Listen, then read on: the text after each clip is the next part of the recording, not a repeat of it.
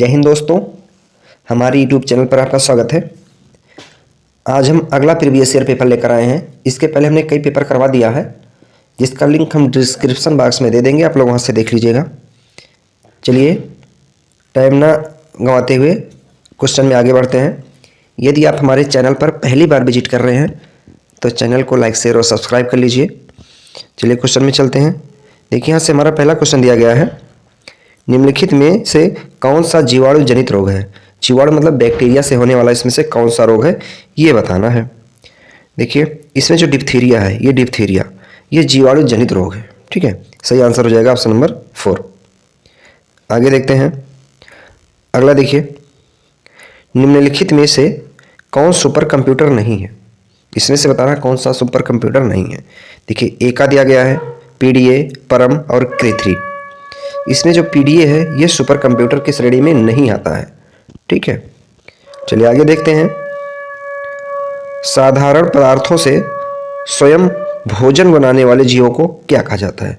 जो स्वयं अपना भोजन बनाते हैं उन्हें क्या कहा जाता है, सभी को पता है, उसे स्वपोषी कहा जाता है। जो अन्य किसी पर निर्भर रहते हैं उन्हें परपोषी कहा जाता है। जो मृत जीवों पर निर्भर रहते हैं उन्हें मृतपोषी कहा जाता है।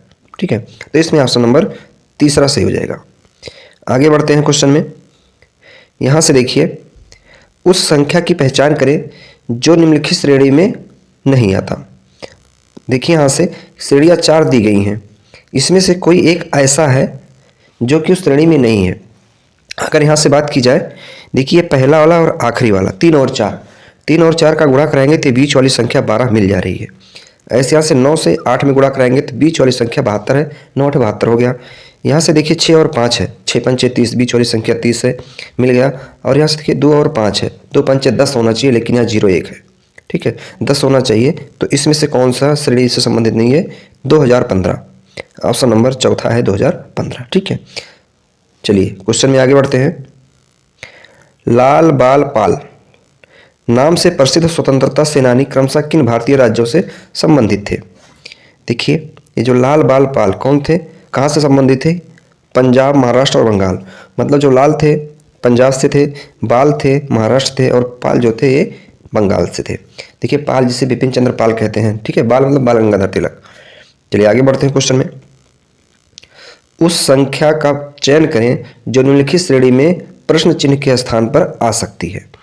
देखिए 5 है, 5 के बाद 13 है, 13 के बाद 29 है, 29 के बाद क्या आएगा ये बताना है। अब 5 से 13 हुआ, कैसे हुआ है, अगर हम 5 में 2 से गुणा कराएं और 3 जोड़ दें, 5 दूना 10, 3 13 हो गया। अब 13 में 2 से गुणा कराएं और 3 जोड़ दें तो 13 दूना 26 प्लस 3 29 हो गया। 29 में 2 से गुणा कराएं और 3 जोड़ेंगे तो 29 दूना 58 और 3 61 हो जाएगा। किस ऑप्शन में है, ऑप्शन नंबर 4, ये आपका सही हो जाएगा। आगे बढ़ते हैं। यदि एक घन की प्रत्येक भुजा को लंबाई दुगनी कर दी जाए, मतलब कि प्रत्येक भुजा की लंबाई को 2 गुनी कर दी जाए तो इसका आयतन मूल आयतन से क्या होगा। 2 गुना हो जाएगा, 9 गुना हो जाएगा, 8 गुना हो जाएगा, फिर 6 गुना हो जाएगा। देखिए अगर दुगनी की जाएगी तो कितना हो जाएगा, 8 गुना हो जाएगा। ऑप्शन नंबर 3 सही है। ठीक है, देखिए एनटीपीसी के सवाल में या फिर रेलवे का कोई भी एग्जाम होता है, बहुत हार्ड क्वेश्चन नहीं आता है, बस सिंपल ही क्वेश्चन आते हैं। सो पूरा वीडियो देखिएगा, आपको सब समझ में आ जाएगा किस प्रकार के क्वेश्चन एग्जाम में आएंगे।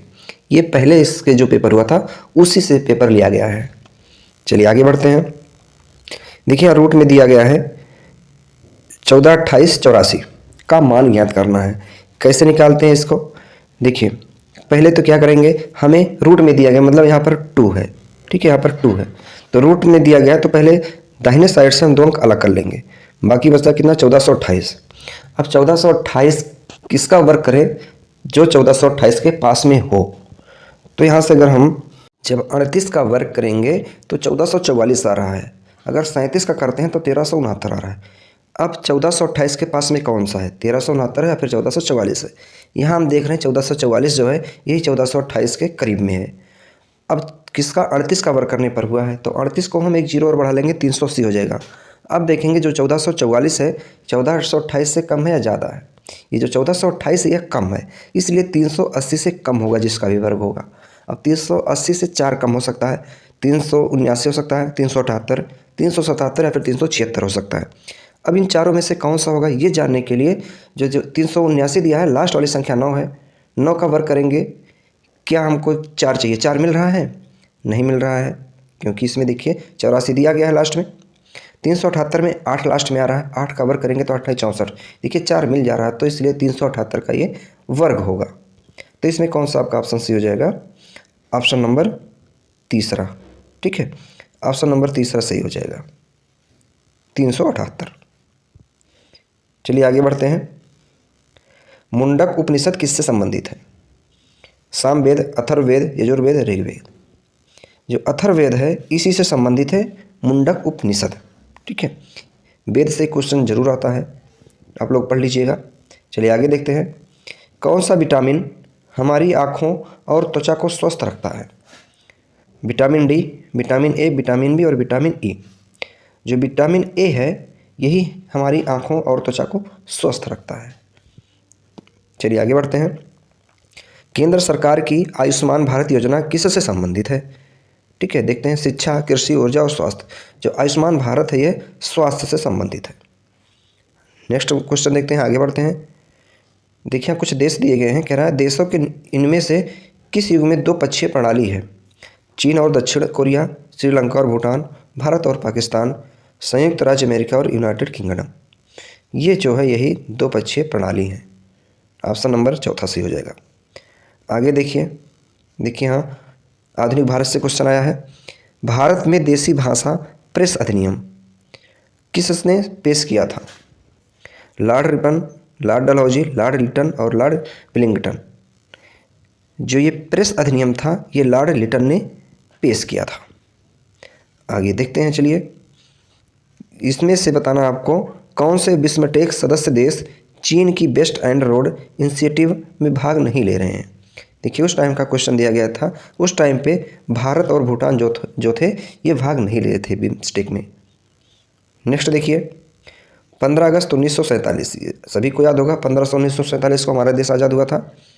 इस दिन भारतीय राष्ट्रीय कांग्रेस के अध्यक्ष कौन थे? भारतीय राष्ट्रीय कांग्रेस अध्यक्ष कौन थे ये बताना है। सरदार पटेल थे, JB कृपलानी। देखिए कौन थे? JB कृपलानी थे।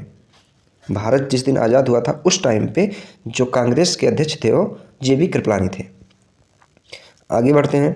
देखिए कंप्यूटर से संबंधित क्वेश्चन है। इनमें से कौन सा कंप्यूटर का आउटपुट उपकरण नहीं है? देखिए होता है इनपुट और दूसरा होता है आउटपुट। इनपुट मतलब क्या होता है? जो कंप्यूटर अपने अंदर चीज लेता है, जैसे स्कैनर हो गया। स्कैनर क्या है? ये आउटपुट नहीं है, ये इनपुट है। तो यहाँ पे इनपुट। कैमरा क्या है? ये भी इनपुट है क्योंकि कैप्चर अपने अंदर करता है। बाकी प्रिंटर क्या है? आउटपुट है, ये प्रिंट करता है, बाहर की तरफ निकालता है। प्रोजेक्टर क्या है? प्रोजेक्टर हो गया, मॉनिटर हो गया। प्रोजेक्टर से हमें बाहर की चीज़ें दिखाई देती हैं स्क्रीन पे। मॉनिटर हो गया, ये भी क्या है? सभी इन आउटपुट है। ठीक है, बाकी स्कैनर इनपुट है। नेक्स्ट देखिए बैंकिंग क्षेत्र में SLR का पूरा नाम क्या है? जो SLR है इसका पूरा नाम क्या है? Statutory liquidity ratio. पहला सही जाएगा। आगे बढ़ते हैं। निम्नलिखित में से कौन सा जंतु उभयचर की श्रेणी में आता है? उभयचर मतलब कि सभी जगह रह सकते हो। ठीक है, जलचर मतलब जल में, थलचर मतलब कि थल पर, उभयचर मतलब हर सभी जगह रहने वाले। देखिए जो टोड है, टोड ये क्या है? तीनों जगह रह सकता है, ये उभयचर है। ठीक है, चलिए नेक्स्ट देखते हैं आगे। किस द्वीप पे किस पादप हार्मोन्स की सांद्रता पौधे के शीर्ष पर सबसे अधिक होती है और जड़ों के नज़दीक पहुंचने पर घटती जाती है? सांद्रता। ठीक है, देखते हैं। एथिलीन है, जिब्रेलिन है, ऑक्सिन है और साइटोकाइनिन है। ये जो ऑक्सिन है यही शीर्ष पर इसकी सांद्रता सबसे ज़्यादा होती है। सांद्रता मतलब घनत्व, और जड़ के नज़दीक पहुंचने पर इसकी सांद्रता कम होती जाती है। आगे देखिए इनमें से कौन एप्पल इंक के सह संस्थापक नहीं है? मार्क जुकरबर्ग ये जो हैं एप्पल इंक के संस्थापक नहीं हैं, बाकी जो तीनों लोग हैं ये इसके संस्थापक हैं। आगे देखिए गल्प उपन्यास निर्मला और किसके द्वारा लिखा गया है? जो गल्प उपन्यास है ये मुंशी प्रेमचंद्र इन्हीं के द्वारा लिखी गई है।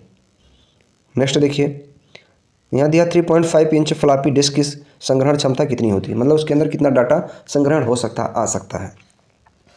देखिए ये भी क्वेश्चन बहुत ही इंपॉर्टेंट है, कंप्यूटर से लिया गया है। इसमें कितना आ सकता है? 1.44 MB इतनी इसकी भंडारण क्षमता है। आगे देखिए सर्वेंट्स ऑफ इंडिया सोसाइटी की स्थापना किसने की थी? सर्वेंट्स ऑफ इंडिया सोसाइटी की स्थापना किसने की थी? गोपाल कृष्ण गोखले ने की थी। और गोपाल कृष्ण गोखले किसके गुरु थे? ये आप लोग कमेंट बॉक्स में बताइएगा, हम आपके कमेंट का उत्तर जरूर देंगे।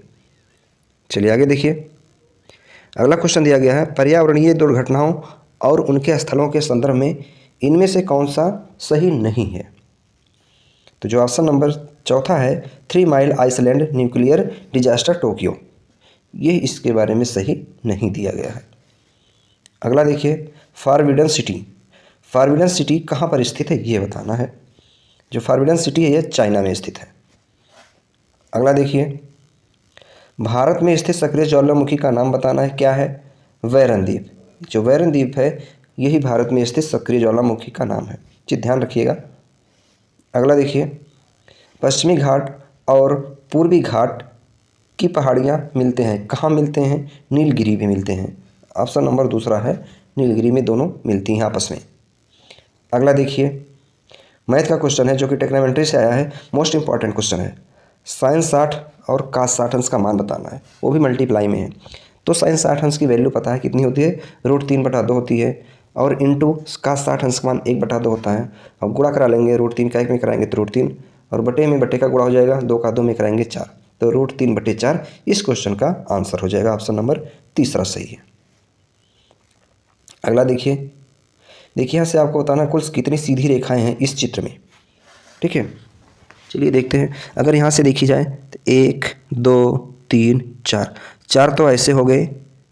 इसके बाद अगर खड़े खड़े में देखा जाए 1 2 3 4, 4 ये हो गए। इसके अलावा देखिए तिरछा, एक तिरछा ये गया है, एक तिरछा ये गया है, 2 ये हो गया, और कहाँ पे बचा है? और एक रेखा देखिए यहाँ से ऐसे आई, ऐसे ये वाली, ठीक है, ये वाली कितनी हो गई? 1 यहाँ हो गया। तो टोटल कितने हो गए? 4 4 8 2 10 और 1 11। तो इसमें आंसर कौन सा हो जाएगा? ऑप्शन नंबर 4, 11 सीधी रेखाएं हैं। सीधी रेखा मतलब मत कहिएगा ऐसे रेखा है, इस तरीके से रेखा गया तो टेढ़ा है, टेढ़ा नहीं है। टेढ़ा मतलब ये ऐसे ना हो, ठीक है, बिल्कुल सीधा हो। अब चाहे ऐसे हो चाहे ऐसे हो, कैसे भी हो, बस सीधा हो। तो इसमें क्या आंसर हो जाएगा? 11 रेखाएं सीधी सीधी दी गई हैं, ठीक है। चलिए क्वेश्चन में आगे बढ़ते हैं, आप लोग अच्छे से गिन लीजिएगा। नेक्स्ट क्वेश्चन देखिए, 4 शब्द दिए गए हैं जिनमें से 3 किसी प्रकार से संगत है, मतलब कि एक समान है, और एक असंगत मतलब अलग है। तो असंगत का चयन कीजिए, जो अलग है इन तीनों में से उसी को बताना है। देखिए, कुर्सी, पलंग, टेबलेट, स्टूल, इसमें अलग कौन सा? टेबलेट है। टेबलेट कैसा चीज़ है? ये इलेक्ट्रॉनिक चीज़ है। बाकी कुर्सी फर्नीचर में आता है, पलंग भी फर्नीचर है, और स्टूल भी फर्नीचर में आता है। टेबलेट इलेक्ट्रॉनिक में आता है, इसलिए टेबलेट अलग हो जाएगा। अगला देखिए, भारत का कौन सा जैव संरक्षित क्षेत्र जिसे बायो रिजर्व बोला जाता है, world network of biosphere reserve में शामिल नहीं है? तो कौन सा हो जाएगा? मानस, ठीक है, मानस पश्चिम बिहार है। अगला देखते हैं, देखिए, संक्षारण और एवं जंग लगने से बचाने के लिए लोहे पर किए जाने वाले विद्युतीय लेपन में किस धातु का प्रयोग किया जाता है? क्रोमियम, जस्ता, रेडियम और टिन। जो जस्ता है इसी का प्रयोग किया जाता है ताकि उस पर जंग लोहे पे ना लगे। नेक्स्ट देखिए, मैथ का क्वेश्चन आ गया फिर से यहाँ पे। यदि एक वर्ग का परिमाप 160 सेंटीमीटर है, वर्ग जिसकी चारों भुजाएं बराबर होती हैं उसे वर्ग कहा जाता है, ये सभी भुजाएं बराबर होंगी, तो वर्ग के विकर्ण की लंबाई ज्ञात करनी है। वर्ग के विकर्ण की लंबाई क्या होता है? फार्मूला होता है भुजा √2। भुजा को अगर a मान लें तो a √2 हो जाएगा। देखिए, परिमाप मतलब चारों भुजाओं का योग, ये चारों भुजाएं दी गई हैं, अगर हम भुजा को a माने तो a चारों मिलाकर 4a हो जाएगा, और ये बराबर किसके दिया गया है? 160 के दिया गया है। तो a बराबर क्या हो जाएगा? 160/4, 4 से भाग देंगे 160 में तो 40 बार जाएगा, मतलब a का मान निकल गया 40। अब फार्मूला लगाते हैं, वर्ग के विकर्ण की लंबाई बराबर a √2, a का मान है 40 और √2, तो 40 √2 किस ऑप्शन में है? ऑप्शन नंबर दूसरे में है, ये सही हो जाएगा। आगे देखते हैं नेक्स्ट क्वेश्चन, विजयनगर राजवंश के उस शासक का नाम बताइए जिसने 16वीं शताब्दी में शासन किया था। विजयनगर के कौन शासक हैं? कृष्णदेव राय थे। चलिए अगला देखते हैं, मैथ का क्वेश्चन है, मोस्ट इंपॉर्टेंट क्वेश्चन है, परसेंटेज से क्वेश्चन आया है। देखिए दिया है, यदि a b से 25% अधिक है, जो a है b से 25% अधिक है, जो b है यह c से 30% कम है, तो a और c का अनुपात ज्ञात करना है। पहले तो a b c मान लेते हैं। चलिए a b c के बारे में कुछ नहीं कहा गया है, b और a के बारे में दिया गया है, तो c को मान लेते हैं 100%, अब सी से बी क्या है, 30% कम है, तो 30% कम कितना हो जाएगा, 70 हो जाएगा। अब ए क्या है, बी से 25% अधिक है। अगर बी 70 है, 70 का 25% निकालेंगे, उसके बाद ऐड कर देंगे 70 में, तो कितना हो जाएगा, 87.5 हो जाएगा। ये तो बन गया हमारा ABC का रेशियो। अब क्या करेंगे, हमें ए और सी का अनुपात निकालना है। तो ए अनुपात सी, ए का मान है 87.5 और सी का मान है 100। देखिए यहाँ दशमलव लगा है, दशमलव हटाने के लिए 10 से गुणा करेंगे, क्योंकि एक स्थान पे दशमलव लगा है तो 10 से गुणा होगा, 2 स्थान पे लगा होता तो 2 जीरो, मतलब 100 से गुणा होता। जैसे हम 10 से गुणा कराएंगे तो यहाँ पे हमारा हो जाएगा 875 अनुपात 1000, दोनों में 10 से गुणा हो गया। अब हम 25 से काट लेते हैं, 875 को तो 35 बार गया, 1000 को 25 से काटेंगे तो 40 बार गया। अब 5 से काट लेते हैं, 5 7 35 और 5 8 40। तो ए और सी का रेशियो कितना हो गया, 7:8। तो ऑप्शन नंबर 2 में है 7:8। नेक्स्ट देखिए, इनमें से कौन सी संयुक्त राष्ट्र की एजेंसी नहीं है। देखिए रेड क्रॉस इंटरनेशनल कमेटी, यही जो है ये संयुक्त राष्ट्र की एजेंसी नहीं है, मतलब UN। अगला देखिए, अटल पेंशन योजना के अंतर्गत अनुमन्य मासिक पेंशन की न्यूनतम राशि कितनी है, मतलब कम से कम कितनी पेंशन मिलती है, तो कितनी मिलती है, 1000 मिलती है। ऑप्शन नंबर 3 सही है। नेक्स्ट बढ़िए क्वेश्चन में, देखिए यहाँ दिया गया है, उन्होंने अंग्रेजों में कमला दास के नाम से लेखन किया। अब किसने किया है, देखते हैं, किंतु अपनी मातृभाषा में लेखन के लिए किस नाम का प्रयोग किया। कौन है, माधवी कुटी। ये आपका सही आंसर है। क्वेश्चन एक बार दोबारा पढ़ लीजिएगा ध्यान से। अगला देखिए, संयुक्त राष्ट्र का मुख्यालय कहाँ है। संयुक्त राष्ट्र का मुख्यालय कहाँ पर स्थित है, न्यूयॉर्क सिटी में है। और एक चीज़ आप लोग ऑप्शन कमेंट बॉक्स में बताइएगा कि संयुक्त राष्ट्र के अध्यक्ष इस टाइम पर कौन है। चलिए अगला देखिए, डूरंड रेखा, जो डूरंड रेखा है यह किन 2 देशों को विभाजित करता है। अफगानिस्तान और पाकिस्तान को विभाजित करता है।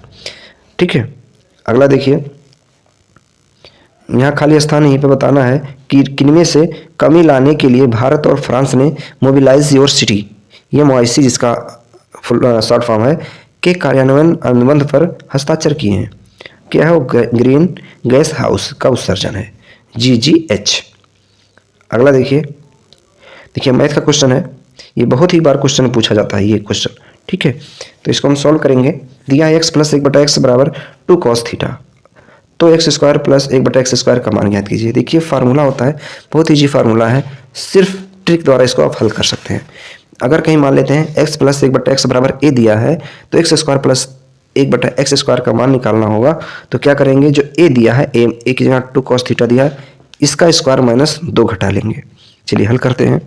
x² + 1/x² का मान निकालना है, तो a² की जगह कितना है, 2 cos थीटा, इसका स्क्वायर -2 करना, तो -2।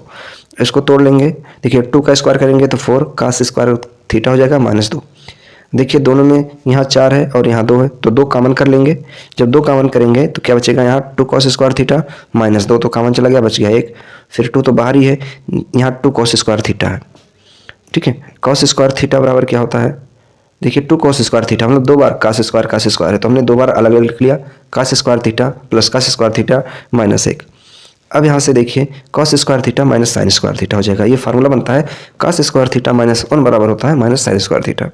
अब 2 × cos² थीटा -sin² थीटा हो गया। जो ब्रैकेट में दिया गया ये cos2 थीटा का फार्मूला होता है, तो 2 पहले से है और एक cos2 थीटा का फार्मूला हो गया, तो सब मिलाकर क्या हो गया, 2 cos2 थीटा। और 2 cos थीटा ऑप्शन नंबर 3 में दिया गया है, तो ये सही हो जाएगा। नेक्स्ट देखिए, नरौरा परमाणु विद्युत केंद्र कहाँ स्थित है। ये जो नरौरा है कहाँ पे है, ये आपके उत्तर प्रदेश में पड़ता है। ठीक है, उत्तर प्रदेश में। नेक्स्ट देखिए, सेम क्वेश्चन है।